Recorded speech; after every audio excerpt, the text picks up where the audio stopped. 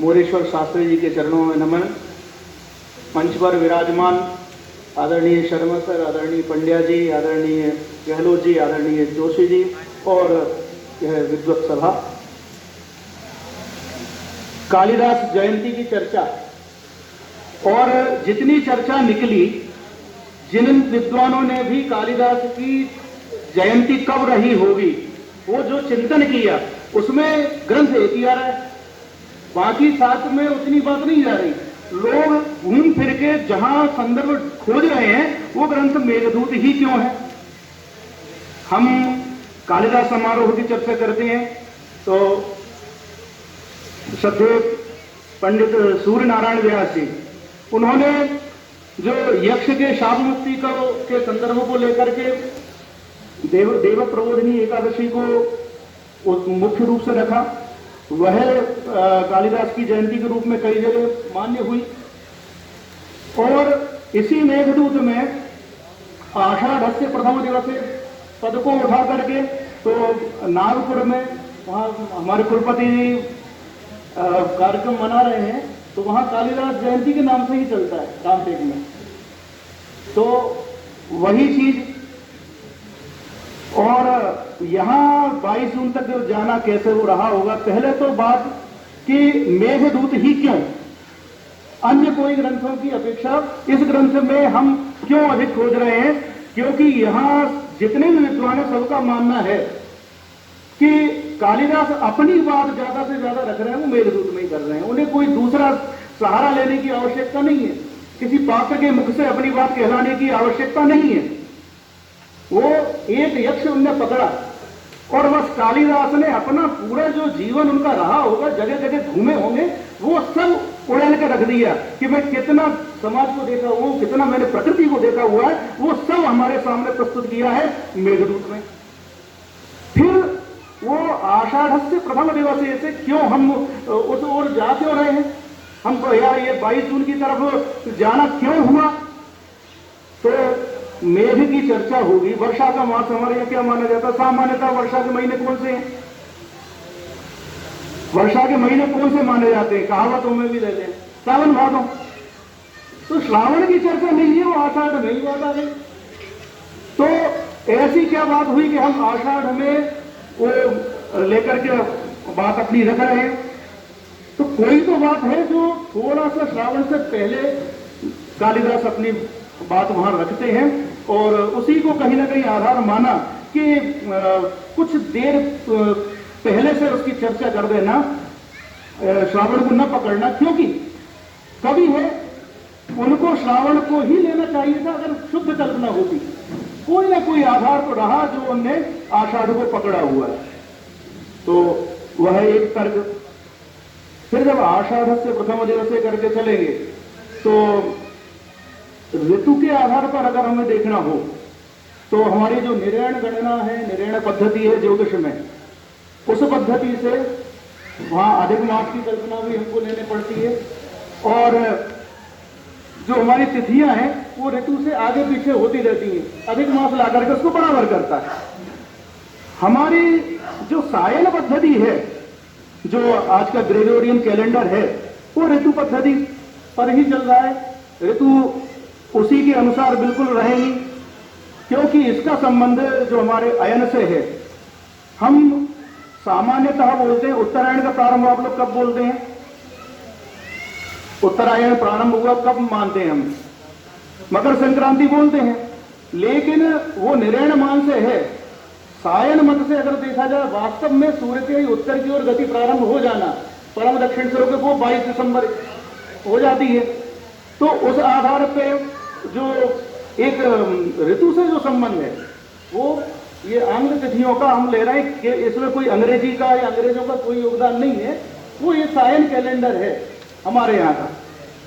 तो आचार्य मोरेश्वर शास्त्री जी ने उस पर विचार किया कि भाई अगर हमें ऋतु के आधार पर पकड़ना है, हमें तिथि की बजाय दिनांक को खोजना है, तो कैसे जा सकते हैं, तो सायन पद्धति पर ही जाना पड़ेगा। वो उस प्रकार से आगे बढ़े। फिर कुछ और सूत्र उन्होंने खोजे, जैसे अभी आदरणीय सर ने चर्चा की कि कालिदास इसी क्षेत्र में रहे होंगे।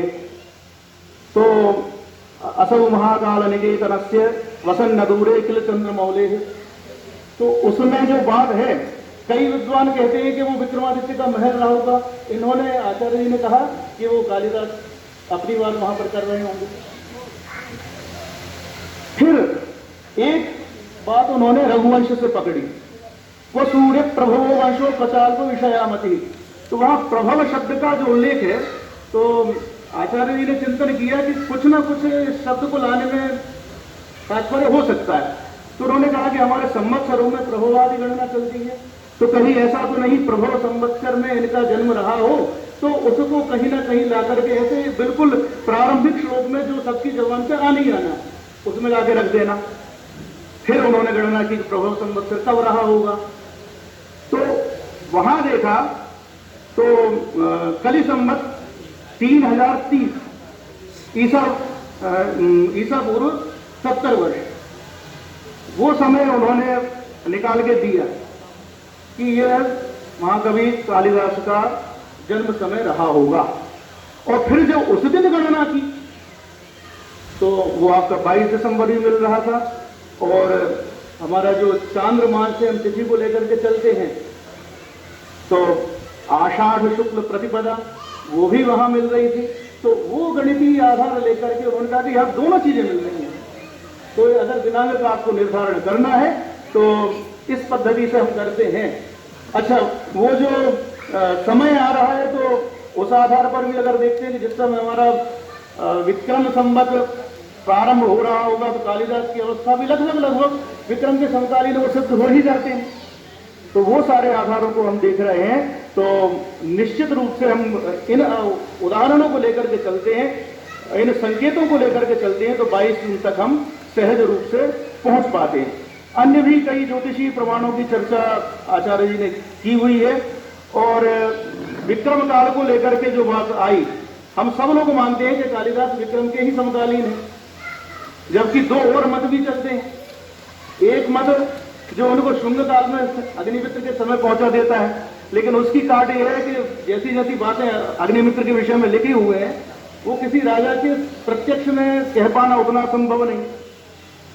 फिर दूसरा मत जो उनको बहुत पीछे खींच लाता है गुप्त काल में, वो भी प्रासंगिक नहीं लगता।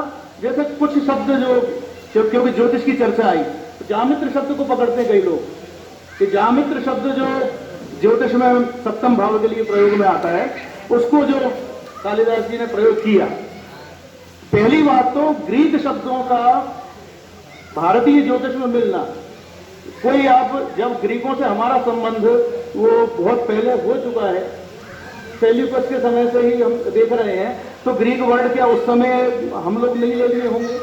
फिर ये जामित्र शब्द ग्रीक मूल का है भी क्या, क्योंकि जामी शब्द कन्या के लिए आता है संस्कृत में, मनुस्मृति में भी वो देखा है।